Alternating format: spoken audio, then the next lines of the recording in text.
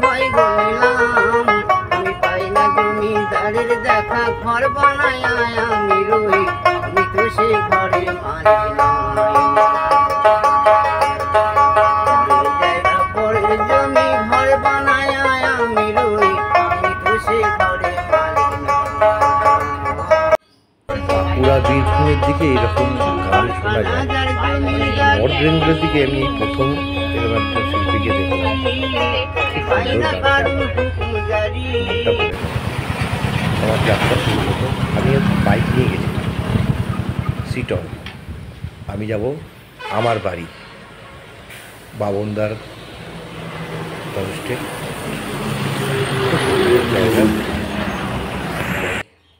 দু একটা দিন এখানে থেকে দেখা যায়, এরকম সুন্দর প্রকৃতি। আমাদের শহরে কোলাহল ছেড়ে এত সুন্দর জায়গায় একটা দুটো দিন সুন্দর কাটানো যাবে।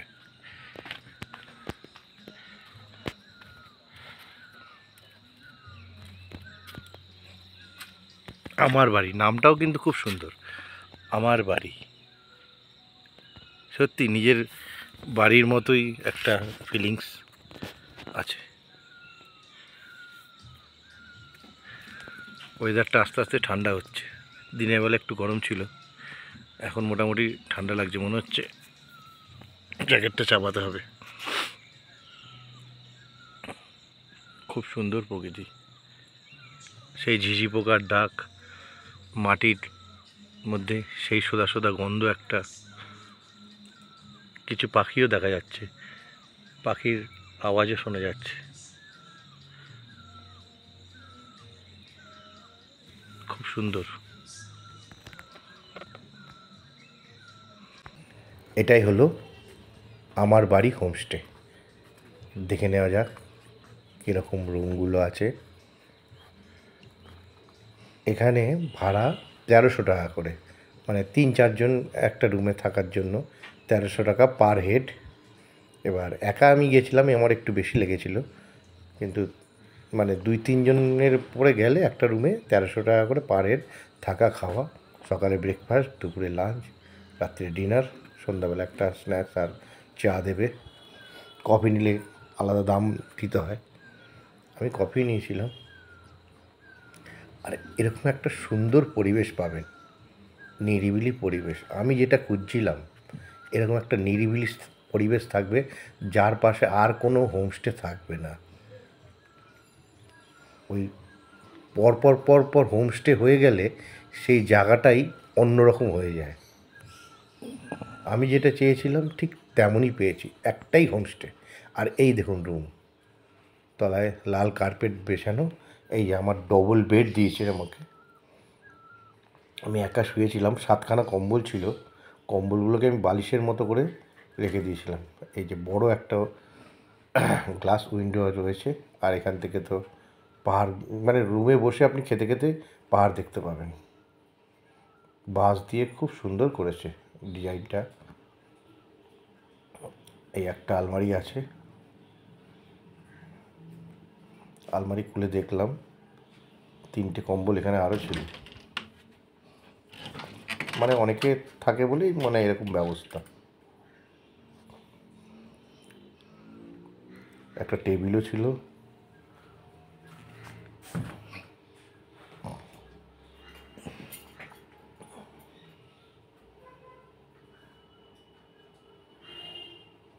আর বাথরুমটাও খারাপ না, ভালোই। আর একটা জুতো দিয়েছিল, এটা ঘরের মধ্যে পরার জন্য, আর বাথরুমে একটা জুতো দিয়েছিল বাথরুমে থাকার জন্য। এই যে বাথরুমটা, বেসিন আছে, গিজার আছে।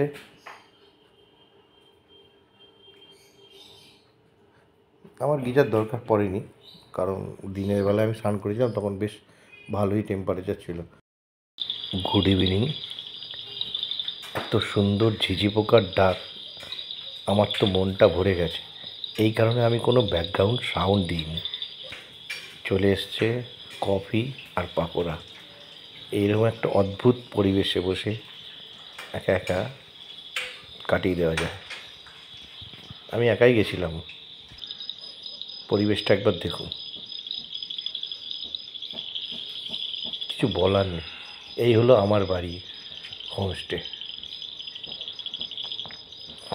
এই রুমটায় আমি ছিলাম, পুরো একটা রুম, আমি একাই ছিলাম, ডবল বেড।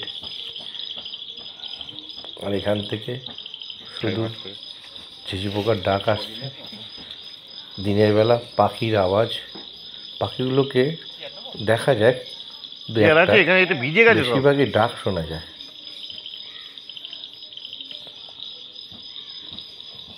দুটো দিন এখানে কিভাবে কেটে গেল আমি চল বুঝতেই পারলাম না। তারপর আমি গেছিলাম একটুখানি, গিয়ে ফিরছি, এই মুষলধারে বৃষ্টি পড়ছে, মুষলধারে বৃষ্টি। আর তখন হোমস্টের দুটো ডগই ছিল, ওরা আমাকে পথ দেখিয়ে ওই বাড়ির থেকে মোটামুটি 50 থেকে 100 মিটার হবে, এই দুটো ডগই আমাকে পুরো হোমস্টে পর্যন্ত নিয়ে এসছে। এত ভালো লাগে। আমি তো ডগ লাভার, ডগ ক্যাট লাভার। আমার প্রোফাইল দেখলেই বুঝতে পারবেন ইউটিউবে। ওরাও ঠিক জানে কারা কাকে ভালোবাসে। পুরো বৃষ্টির মধ্যেই সারাক্ষণ আমাকে পথ দেখিয়ে নিয়ে এলো। চলে এসছে রাত্রিরের খাবার, চলে এসছে গরম ডাল, স্যালাড। ওরা রাত্রিবেলা চিকেন দেয়, দিনের বেলা ডিম, রাত্রিবেলা চিকেন, কিংবা দিনের বেলা মাছ, রাত্রিবেলা চিকেন। আমি বলেছিলাম উল্টো করতে, ওরা বলছে না একটু দেরি হয়ে যায় চিকেন আনতে, তাই রাত্রিবেলা করেছি। এই যে ধোয়া উঠছে, এটা আমার জন্য বরাদ্দ। এই পুরো খাবারটাই আমার জন্য। যার যার খাবার তাকে আলাদা করে দিয়ে যায়, সেলফ সার্ভিস, নিজে ঢেলে খেয়ে। এই হলো ওদের কিচেন রুম, সরি, চিকেন করতে গিয়ে চিকেন হয়ে গেছে।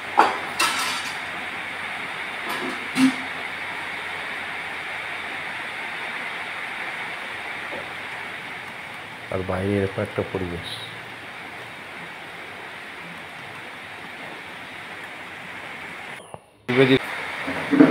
খেতে বসে গেলাম, নিজে নিয়ে খেয়ে নিতে হবে।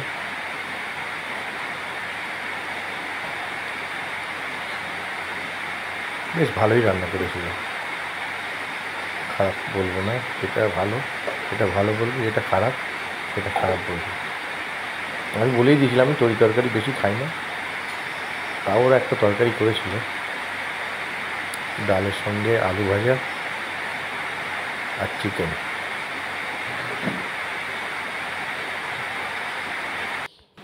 সকাল থেকে আবার বৃষ্টি শুরু,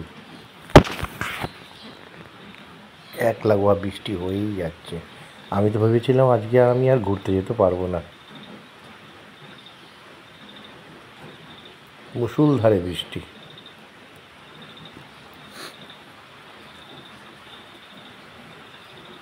বৃষ্টিটাও কিন্তু একটু উপভোগ করা যায়, কী করবো, একা একা কফি খাচ্ছিলাম।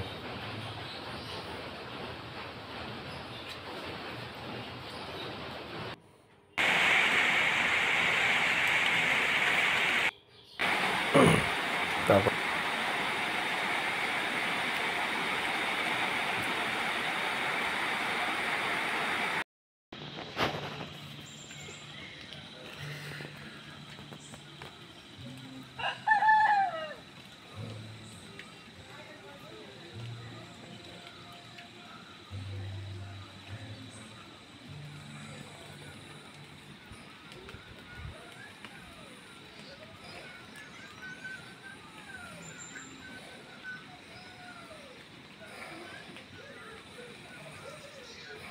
একটু পর বৃষ্টিটা একটু থামলো, বেরোলাম। খুব সুন্দর কিন্তু হোমস্টেটা, এই যে পর হোমস্টে, এখানে রান্নাঘর, সামনে এটা পুরোটাই ফাঁকা। এই যে চলে এসছে আমার সঙ্গে দেখা করতে। যেদিন চলে যাচ্ছিলাম ওর খুব মন খারাপ হয়ে গেছিল, সামনেটা পুরোটা জঙ্গল, মানে আপনি যখনই যাবেন এরকমই ফাঁকা পাবেন। এরকম একটা নিরিবিলি পরিবেশ কার না ভালো লাগে। তারপর একটুখানি ঘুরতে বেরোলাম, সামনে এই পাথরগুলোই দেখছিলাম, এর মধ্যে অনেক অভ্র মেশানো হয় তাই চকচক করছে।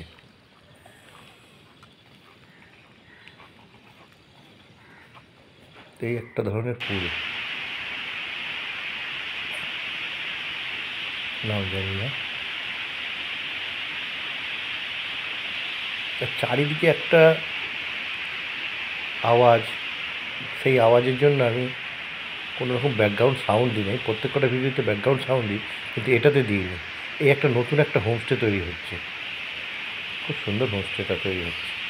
এই যে উপর দিক দিয়ে পুরো একবারে, মানে আপনি এখানে থাকলে পুরোটা খালের ওপর দিয়ে, মানে একটা ওই যে ঝর্ণা যাচ্ছে, ঝর্ণার ওপর দিক দিয়ে হোমস্টেটা রয়েছে।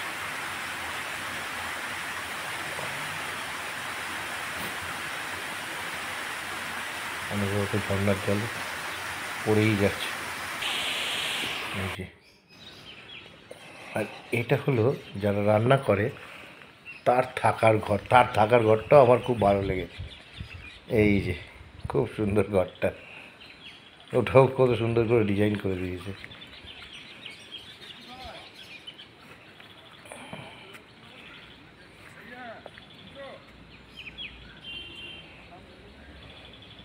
সবচেয়ে ভালো এখানকার পরিবেশটা। দার্জিলিংয়ের মতো অত গিঞ্জি কোলাহল ছেড়ে যদি একটু বাইরে আসতে চান তো শিটং চলে আসুন। এখন সবাই জানে কীভাবে আসতে হয়, তাই ওই বর্ণনা দিলাম না। আপনি ট্রেনে চেপে এখানে যাওয়ার ওসব কোনো ব্যাপার নেই। আপনি যেই হোমস্টেতে যাবেন তার ফোন নাম্বার আমি দিয়ে দেবো, এবার ফোন করে জেনে নেবেন। আপনি ওখানে থেকে শিটং গাড়ি পুরো বুক করুন, চলে আসুন। 3,000 টাকা মতো নেবে ছোটো গাড়ি, দুজন আসলেন চলে আসবে।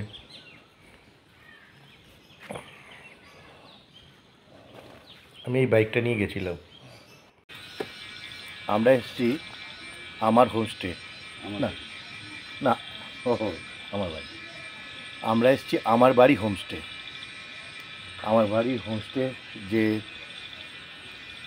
কী বলবো, মানে করেছে কর্ণধার, ওনার যেটাই বলা যায়, যার হাতে তৈরি আমার বাড়ি। খুব সুন্দর একটা পরিবেশে হোমস্টেটা হয়েছে। মানে হোমস্টে এমন জায়গায় হয়েছে যে সামনে কোনো দিন কিছু হবে না, মানে সারা জীবনই আপনি এখান থেকে পুরো কাঞ্চনজঙ্ঘায় যে ভিউটা আছে পুরোটা দেখা যাবে।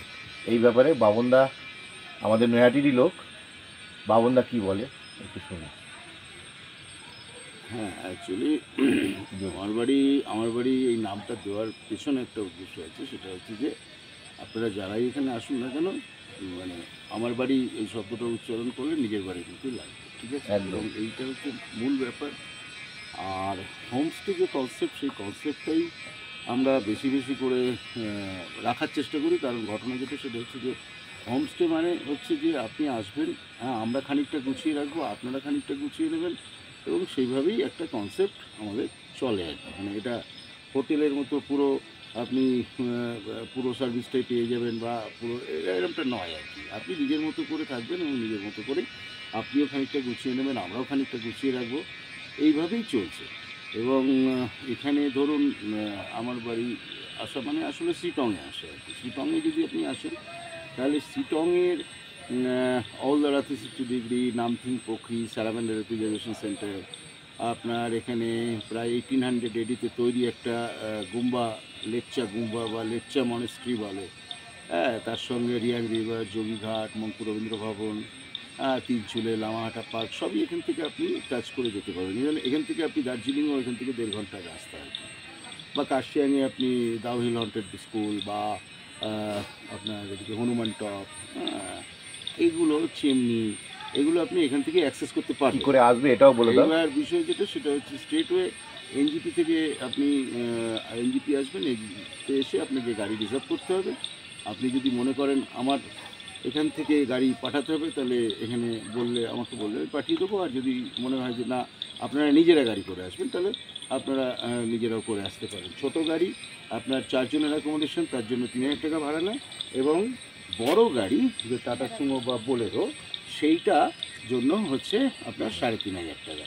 তো এটা সাইট সিন আবার আলাদা করে আপনাকে করতে হবে, সেটার জন্য হোল্ডে সাইট সিন হচ্ছে 3000 টাকা।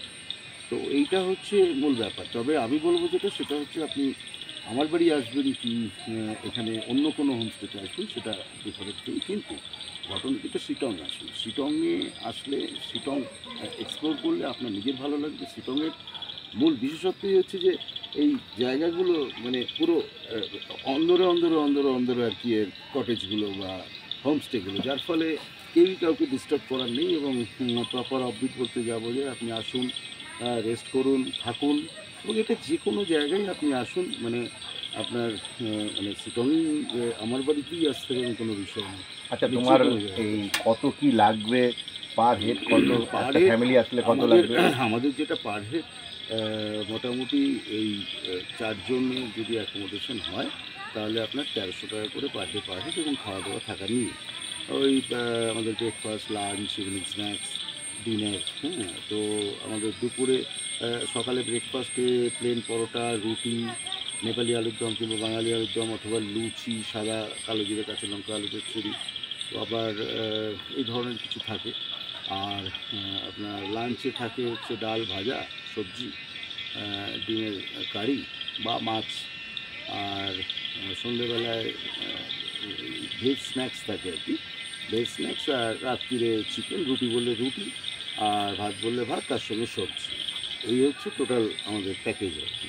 তো এইটা 4 জন যদি থাকেন, তাহলে আপনার 1300 টাকা। ওটা মিনিমাম 3 জন হলেই 1300 টাকা টোটাল প্যাকেজটা হয়। স্যার, আমি নাম্বারটা দিয়েই দেবো, কীভাবে আসবেন না আসে বাবনদা বলেও দিল। ডেসক্রিপশনেও আমি সেই ব্যাপারটা আবার উল্লেখ করে দেবো, সেটা নিয়ে সমস্যা নেই। তবে এইটা একটা জিনিস যে এখানে যদি কেউ কোলাহল মুক্ত জায়গা চান, তবে অবশ্যই আসুন শিটং। আর আমার বাড়ি হোমস্টেটা আপনাকে দেখিয়ে দিই কতটা সুন্দর দেখতে, সেটা তো দেখলেনি। মানে নিশ্চিন্তে নিরিবিলিতে যদি 2 দিন থাকতে চান, তো চলে আসুন শিটং। জিনিসটা পাওয়া যাবে। এটা মোটামুটি ডিসেম্বরের ফার্স্ট উইক থেকে আসলে অরেঞ্জটা পাওয়া যাবে, ফেব্রুয়ারির লাস্ট অবধি থাকে। মানে এই সব জায়গায় কি অরেঞ্জ গাছ হয়ে যাবে? অ্যাকচুয়ালি বিষয়টা যেটা, এটা একটা অন্য কনসেপ্ট আছে। সেটা হচ্ছে যে এখানে যেখান থেকে কাঞ্চনজঙ্ঘা ভিউ আছে সেখানে অরেঞ্জ থাকে না, যেখানে অরেঞ্জ আছে সেখানে কাঞ্চনজঙ্ঘা ভিউ নেই। ও তবে আচ্ছা, শিটংয়ে আসা যাওয়ার পথে সব সময়ের জন্যই কিন্তু অরেঞ্জ পাওয়া যায়। হ্যাঁ আমি তো এটা দেখেছি, অরেঞ্জ হয়ে যায় সবই। মানে প্রচুর গাছ আছে, বাগান আছে, তো আসা যাওয়ার পথেই অরেঞ্জ দেখা যায়। এবং সিজন টাইমে অরেঞ্জ গার্ডেনের জন্য আলাদা সাইট সিনই হয়। আপনারা এসে এখানে কিনতেও পারবেন, কোনো অসুবিধার কিছু নেই। তো অরেঞ্জ হচ্ছে মানে শিটংকে অ্যাকচুয়ালি অরেঞ্জ ভ্যালিই বলা হয়। এবং আপনারা যত করে বেশি বেশি আসবেন, তত আশা করি যে অরেঞ্জ যে কাল্টিভেশন আর কি, চাষের জন্য মানুষজন বেশি উৎসাহিত হবে। এবং সেটা এই যে আমার ঘরে চলে এসছে, ও সবসময় আমার ঘরেই ছিল, আমারও ভালো লাগতো। এই যে দিদি রান্না করছে আর বকবক করেই যাচ্ছে, কী ভাষায় কথা বলছে আমি জানি না। আমার ভিডিওটা যদি আপনাদের ভালো লাগে, অবশ্যই লাইক শেয়ার করবেন, আর নতুন হলে সাবস্ক্রাইব করবেন, বন্ধুদের কাছে শেয়ার করে আমার সঙ্গে থাকবেন। অসংখ্য ধন্যবাদ আমার ভিডিওটা দেখার জন্য। ববি ব্লগ থেকে নমস্কার।